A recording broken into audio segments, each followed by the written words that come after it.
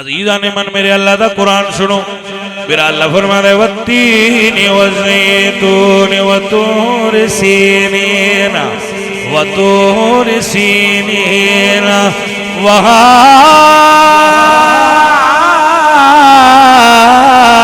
البلد الامین۔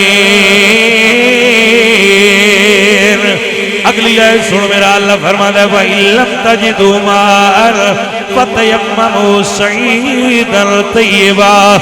جیڑا بندہ جا کے سنے انہوں سواد آوے، اللہ فرما دے اِنَّمَا يُرِيدُ اللَّهُ لِيُذْهِبَ عَنكُمُ الرِّجْسَ أَهْلَ الْبَيْتِ وَيُطَهِّرَكُمْ تَطْهِيرًا۔ ہن ترجمہ کرن لگا وا، اللہ فرماندا ہے سونیا ساری دھرتی بھی تو پاک کرنی ہے، مکہ تے مدینہ بھی تو پاک کرنا ہے سونیا، اپنی امت نو بھی تو پاک کرنا ہے، یتلو علیہم آیاتہ ویزکیہم، صحابہ بھی تو پاک کرنے نے سونیا، کعبہ میرا گھر ہے، اللہ فرماتا ہے سونیا میرا گھر تو پاک کر رہے، تیرا گھر اللہ پاک کرے گا۔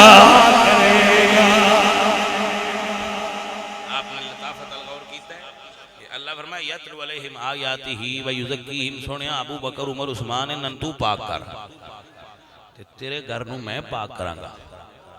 یرید اللہ لیذھب عنکم الرجس اہل البیت، سونیا اے تو پاک کر تے تیرے گھر نو میں پاک کرنا، بس اینی ہی جانو گل لے جنہاں نو اللہ پاک کیتا ہے انہاں نو بھی پاک منو، جنہاں نبی پاک کیتا ہے انہاں نو بھی پاک منو۔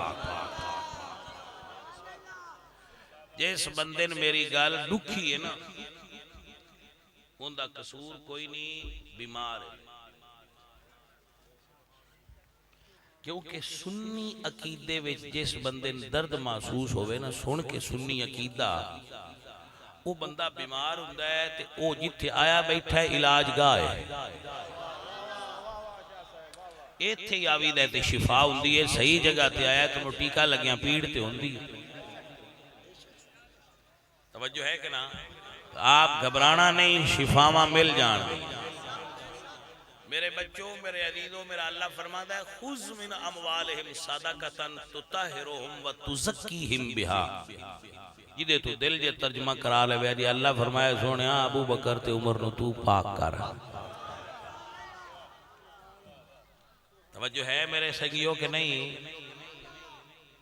انہاں سونیا تو پاک کر تے تیرے گھر نو میں پاک کر سکتا۔ سنیاں وساں وانڈ کے نہیں منیا، اسی آل نو بھی پاک منیا ہے، نبی دیاں یاراں نو بھی پاک منیا ہے۔